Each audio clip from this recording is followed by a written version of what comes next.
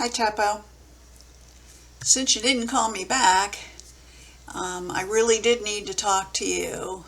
So I'm going to make a video. I don't know how long it will be because there are two things that I did need to talk to you about, and I didn't have an opportunity to earlier. So I'm going to take this opportunity just to send you a short video that you can watch whenever you have some time privately, not for the whole household to hear, hopefully. Anyway, so I get right to it. Um, the two things, number one, Tshepo, and I want you to know, I'm going to start it off by saying that I'm talking to you like I would as if you were my biological son. I talk to my daughters the same way. If there's something serious that I need to discuss with them. So I don't want you to think that I'm being hard on you or coming down on you any differently than I would any of my children. And you want me to treat you like a mother. So there are two things I do need to talk to you as I would a mother to her child. So number one is, young man, you need to learn some phone manners. I don't know if this is a cultural thing. Now, it very well may be, and I'm sure it's something you don't even realize you do, but I'm going to tell you lovingly on this so that hopefully you can correct it. Number one, you have got to stop hanging up the phone without saying goodbye. You have this habit of just, well, I'm here, Mom Rose, boom, the line goes dead, and I'm left there looking at my phone going, hello, hello. You just disconnect after you're done talking, and you leave whoever's on the line hanging, not knowing. You know, and simply all you have to do is say goodbye. You know, I'll call you later. Goodbye. Love you, Mom Rose. Love you, whoever, whatever. And you know, there isn't anything that quickly that you need to hang up the phone that you can't stop and say goodbye. It's very rude to do that, to leave somebody just hanging by just cutting off the phone call as abruptly as you do. So I would like you to try practicing the phone manner of when you need to disconnect the call, that you say, I've got to go now, love you, goodbye. Okay? So I'm trying to think if I want to morph right into the subject number two, or if I have more to say about subject number one. But the only other thing that I can add to subject number one is, when you say you're going to call somebody back, I'll call you back, call them back, because otherwise this person such as myself sits around waiting because Tshepo's supposed to call me back. So if you're going to say call me back, or anybody, call them back, or just don't say it if you have no intention, or you think you can't, or I will talk to you later, gotta go, goodbye, love you, whatever. So please try and work on that, Tshepo, because you know it's just something that I've noticed, and it's rude, and I would like you to correct that if at all possible. The second thing that I want to talk to you about is more serious than just telling you as a mother that you need to improve on your phone manners.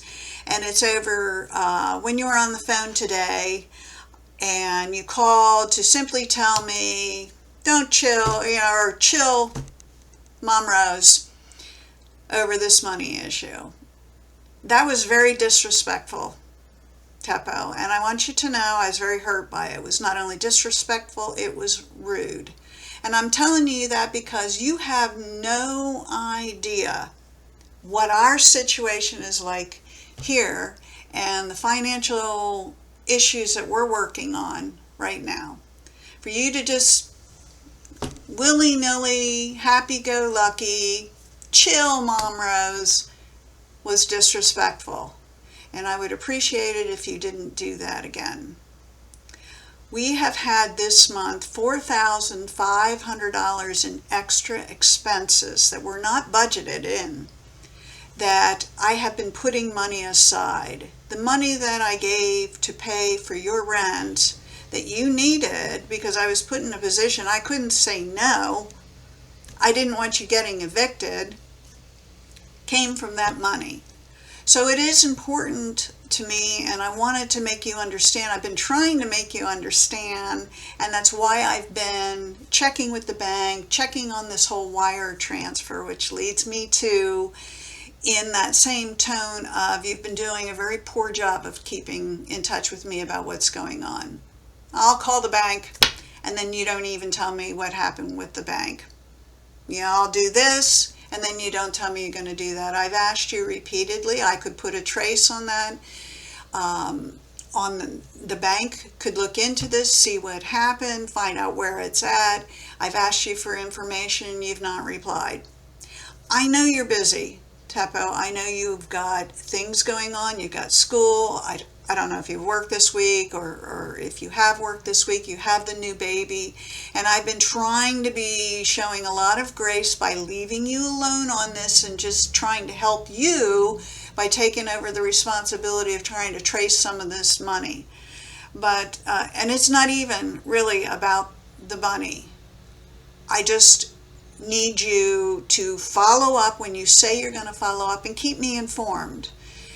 And whatever you do, don't call me up and tell me to just chill about something.